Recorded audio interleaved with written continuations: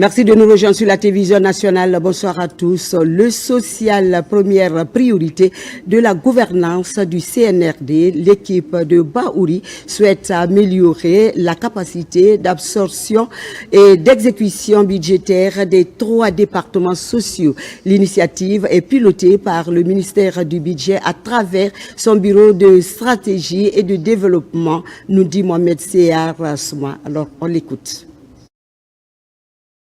L'éducation, la santé et les personnes vulnérables. 3 départements sociaux passés au scanner par le ministère du Budget. De 2021 à 2024, ils ont en commun le faible niveau d'absorption des ressources. Cette étude appuyée par l'UNICEF a révélé que, malgré les efforts réalisés, les budgets alloués aux secteurs sociaux restent en dessous des engagements internationaux, notamment ceux d'Abuja, qui recommandent le 15% du budget national pour la santé et 20% pour l'éducation. Sur cette base, la pertinence de cet atelier est évidente. Une allocation conséquente qui n'est pas suivie d'une absorption efficace est en substance un engagement non tenu. Ces obstacles sont souvent multiples. Pour nous, ça s'appelle lourdeur administrative, insuffisance de capacité technique ou encore complexité des procédures de passation des marchés. Des réalités contraires aux données scientifiques, d'où la mise à jour des acteurs de la chaîne de dépenses au niveau des départements sociaux. Souvent les blocages internes dans la planification, la gestion et le suivi de la dépense publique. Ainsi, notre démarche propose sur une approche à la fois diagnostique et prospective, et il s'agit aussi de comprendre les causes profondes des faibles taux d'exécution pour concevoir des solutions réalistes, adaptées et durables.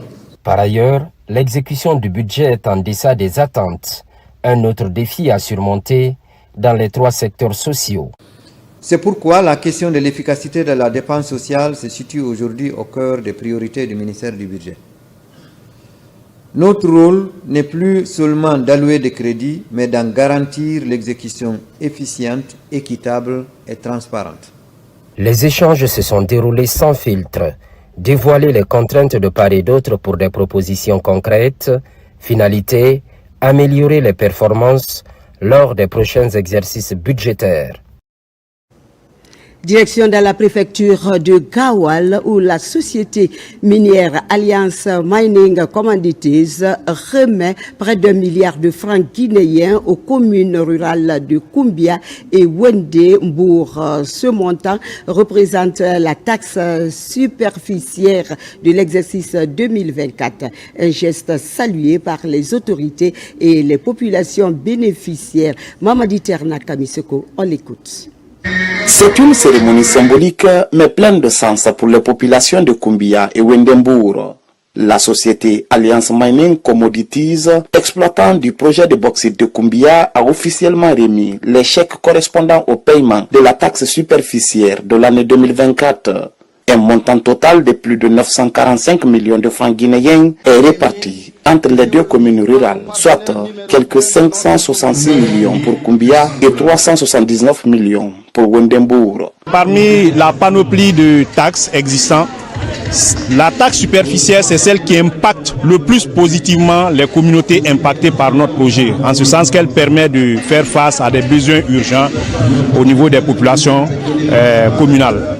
Donc c'est un réel plaisir pour moi, au nom de toute ma direction, de venir régulièrement procéder au paiement de cette taxe.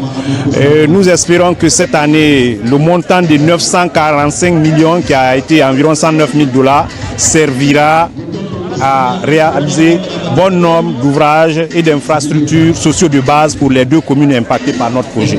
C'est la 3e opération de paiement de ce genre dans la zone. Les représentants des collectivités bénéficiaires et de l'État saluent une démarche exemplaire qui traduit la vision d'une gouvernance minière responsable basée sur la transparence et la redevabilité. C'est une joie, pas pour moi seul, mais pour ma communauté. Parce que si on reçoit un tel chèque au bénéfice de la compensation ou de paiement des taxes à l'exercice d'une année, ça relève d'une joie grandiose. Parce que là, ça nous permet de faire quelque chose de remarquable pour notre communauté, pour notre sous-préfecture. Nous sommes là pour certifier au nom n'est-ce pas, de M. le gouverneur de la région n'est-ce pas, de Bokeh, ce paiement symbolique que nous avons assisté.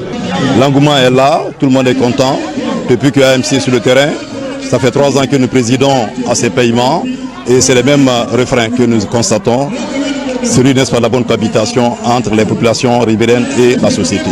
Avec cette contribution financière, AMC confirme son ancrage dans le développement de la région de Bokeh. L'entrée en production du projet de Koumbia ouvre une nouvelle ère économique pour Gawal où l'exploitation minière rime désormais avec engagement social et prospérité partagée.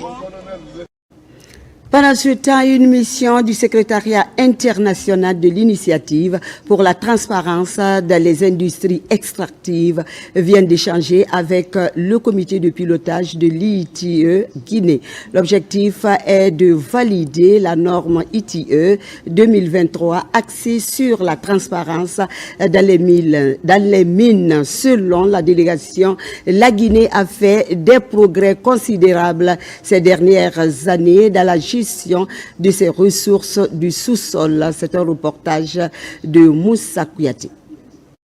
Cette mission dirigée par Christina Olivier Berger a rencontré plusieurs autorités guinéennes avant d'échanger avec le comité de pilotage de l'ITIE Guinée. Les échanges ont porté sur les progrès et les défis à relever dans ce secteur. L'ITIE Guinée a tous les atouts de réussir. Vous avez des excellents membres du comité de pilotage avec des excellentes connaissances sur les secteurs et une bonne volonté. Après, il y a aussi des défis qu'il faut voir. Il y a un grand travail qui est en train de faire à l'assainissement des licences. Maintenant, il faut aussi faire un travail de fond, de vraiment revoir les bénéficiaires effectifs de toutes les licences. La Guinée est sur la bonne voie et la Guinée m'inspire. La bonne gouvernance dans les mines, l'intégration de la transition énergétique ou encore l'implication de la société civile dans les questions minières sont entre autres quelques objectifs de la norme ITIE 2023. La validation va permettre à la Guinée de mieux se positionner. Le processus d'élaboration du rapport 2023 est lancé. On vient de lancer donc les demandes d'information au niveau des parties prenantes, surtout les régies financières de l'État et au niveau des sociétés minières aussi, pour nous communiquer justement les différentes déclarations. La norme l'exige obligatoirement. 2023 doit être présenté 2 ans après la clôture de l'exercice. La mission nous a précisé, quand il s'agit de la validation, ce n'est pas pour une sanction d'un pays, c'est tout juste pour déterminer les défis que ce pays a au niveau de la gestion du secteur. Donc ils font des recommandations, ils font des conseils et en fonction, le pays prend des dispositions, fait des réformes. La Guinée a moins de problèmes par rapport à certaines exigences comme la publication des contrats miniers, comme le cadastre minier. C'est des éléments qui sont importants pour nous, qui ont été présentés par la validation. Selon la délégation, ITIE Guinée a fait des progrès en matière de transparence dans les mines depuis sa création en 2005. Le comité de pilotage dirigé par le secrétaire général du ministère des Mines a longuement expliqué les efforts fournis sur le terrain à la mission du secrétariat international de l'ITIE. Autre chose, dans le cadre de sa mission de structuration et du développement des filières à fort potentiel d'exportation, l'agence guinéenne de promotion des exportations compte conserver sa place de leader mondial dans la filière Fonio. Une série d'actions est mise en œuvre avec l'appui des partenaires techniques et financiers, des actions visant à renforcer les capacités des acteurs de la filière.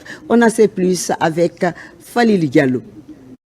Responsabilité sociétale et environnementale au profit des acteurs de la filière Fonio. Le concept constitue aujourd'hui un facteur clé de compétitivité et de durabilité. En adoptant des pratiques responsables, les acteurs de la filière pourront améliorer la qualité et la traçabilité de leurs produits, répondre aux exigences des marchés, mais surtout valoriser l'image du Fonio guinéen.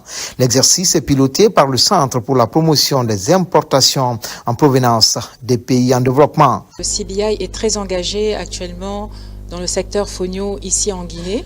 Depuis quelques années, encadre les entreprises du secteur qui souhaitent exporter leurs produits. Le ministère du Commerce, à travers l'Agence guinéenne de promotion des exportations, réaffirme son engagement à accompagner la transformation structurelle et durable des filières d'exportation. L'idée de renforcer les principes de durabilité et la résilience des acteurs économiques, tout comme le soutien du fonio guinéen sur les marchés régionaux et internationaux. En tant que premier producteur mondial de fonio, la République de Guinée dispose d'un atout majeur, mais paradoxalement, nos volumes à l'export ne reflètent pas encore le leadership que nous avons dans la production. Ce décalage s'explique notamment par un manque de structuration approfondie de la filière, de normalisation, d'accès à l'information commerciale. Il est plus que jamais crucial que nos produits destinés à l'exportation répondent aux attentes des marchés internationaux, non seulement en matière de qualité, mais aussi d'éthique, de respect de l'environnement et de responsabilité sociale. Cette rencontre fait suite à plusieurs autres projets et programmes initiés et menés par l'Agence guinéenne de promotion des exportations et ses partenaires, notamment sur le marketing et la promotion à l'international. Il s'agit ainsi de mieux façonner l'avenir du fonio de la Guinée au monde. Parlons à présent du mois d'octobre rose où l'administration générale de la compagnie SAR Assurance vient de réaliser une campagne de sensibilisation et de dépistage en faveur des femmes et des jeunes filles de sa structure. Des efforts pour marquer ce mois, l'initiative renforce la cohésion et la solidarité au sein de l'entreprise. Elle brise également les tabous autour des cancers féminins. Voyons tout cela avec Saint-Martin, Francine Anduno. Chaque mois d'octobre, 10 mois roses, le monde se mobilise pour lutter contre le cancer du sein. En Guinée, la SAR Assurance, fidèle à sa responsabilité sociale et à ses valeurs de solidarité, a pris part activement à ce mouvement international à travers une campagne interne de sensibilisation et de dépistage précoce destinée à ses employés, jeunes filles, stagiaires et collaboratrices. La SAR Assurance n'est pas restée en marge de cette campagne. Nous avons donc invité Dr Avanatou pour venir sensibiliser le personnel de la SAR Assurance et nous prodiguer les conseils face au cancer du sein et au cancer du col de l'utérus. C'est pour nous aider à prévenir. N'est-ce pas, dit-on qu'il vaut mieux prévenir que guérir. L'initiative portée par l'administration de SAR Assurance Guinée vise non seulement à informer et à éduquer les femmes sur les dangers du cancer du sein, mais aussi à encourager une culture de prévention et de dépistage régulier, gage d'une santé durable, d'un engagement réel envers le bien-être du personnel et créer un environnement professionnel sain et solidaire où la santé des employés est au cœur des priorités. Ce n'est pas notre première participation à la campagne de sensibilisation. L'année dernière aussi, la SAR Assurance avait bien participé à la campagne de sensibilisation en allant trouver les malades atteints de cancer du sein et de l'utérus à l'hôpital Jean-Paul II. Donc cette année 2025, nous avons fait la même chose et toutes les femmes du monde sont concernées par le cancer. Un personnel en bonne santé est un facteur clé de productivité et de performance. En encourageant la prévention, SAR Assurance réduit les risques d'absentéisme et démontre un leadership responsable. SAR Assurance m'a invité d'être parmi leurs travailleurs, expliquer, les sensibiliser le cancer du sein et du col de l'utérus, qui sont les deux cancers meurtriers des femmes. Ce que je dis au personnel de SAR, c'est de ne pas s'oublier. Les femmes doivent contrôler leur poitrine chaque mois, remarquer les changements qui sont là et s'il y a un changement, d'aller vers un prestataire de santé qui s'occupe de ça. L'action inscrit SAR Assurance Guinée dans une dynamique de responsabilité sociétale des entreprises. Elle conforte également l'image d'une entreprise citoyenne attentive au bien-être de ses collaborateurs et engagée dans des causes d'intérêt public. Concernant le cancer du col, il est là. Il peut rester pendant 10 à 15 ans pour que les signes de cancer du col soient là. Donc les femmes doivent aller dans nos structures sanitaires, faire le dépistage du cancer du col. C'est quelque chose qui n'est pas long. Ils vont faire le dépistage et si les lésions précancéreuses qui sont là, on prendra les lésions précancéreuses en charge et le cancer ne va pas se présenter. Mais si elles attendent jusqu'à la dernière minute, comme on le dit, un cancer vu tôt est un cancer qui guérit, un cancer vu tard, c'est un cancer qui amène vers la mort. À travers cette campagne Octobre Rose, SAR Assurance Guinée démontre qu'une entreprise peut être un acteur majeur de la santé publique en combinant performance économique et responsabilité sociale. Cette initiative incarne les valeurs de solidarité, d'humanité et de prévention et montre qu'un simple geste, s'informer, se faire dépister, peut sauver des vies. Merci à SAR Assurance a signalé, Martin, que le mois d'octobre rose a pris fin hier, 31 octobre 2025. Et pour finir, célébration à Conakry des 102 ans de la Turquie en Guinée. Une fête qui a été rehaussée de la présence des amis, les ressortissants de la Turquie, les diplomates accrédités en Guinée et les membres du gouvernement. Une occasion mise à profit pour mettre un accent particulier sur le renforcement de la coopération entre Conakry et Ankara.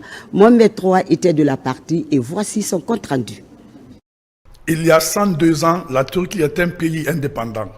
C'est grâce à un homme et son équipe, son nom est Mustafa Kemal, communément appelé Atatürk, qui signifie le père fondateur de la Turquie moderne. Tout d'abord, l'exécution des hymnes nationaux, suivi du discours du président Recep Tayyip Erdogan, avant celui de l'ambassadeur de ce pays ami dans le nôtre.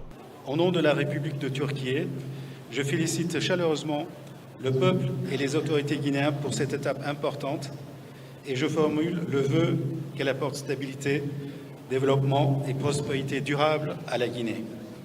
Nous sommes convaincus que la tenue de la présidentielle le 28 décembre prochain sera le début d'une apogée de l'avenir démocratique de ce beau et fier pays. Le discours d'amitié et des liens de coopération sera livré par le ministre guinéen des Affaires étrangères. Au nom du chef de l'État, son Excellence le général Mamadi Doumbouya, président de la République, salué pour tous les progrès réalisés dans votre pays. Le président Doumbouya et le peuple guinéen n'oublient pas et n'oublieront jamais que c'est la Turquie et son président qui ont ouvert pour la première fois la porte de l'international au chef de l'État guinéen, le général Mamadi Doumbouya. C'est par la projection d'un film documentaire et un buffet en mis fin à la cérémonie. Bonne fête nationale au peuple turc. Et voilà qui met fin à cette édition d'information à la réalisation Maroufba, sous l'œil vigilant de l'équipe technique du jour. Merci de votre fidélité. Prenez soin de vous et de vos proches, car chaque jour est une vie. Très bonne suite de programme à vous et bonsoir chez vous.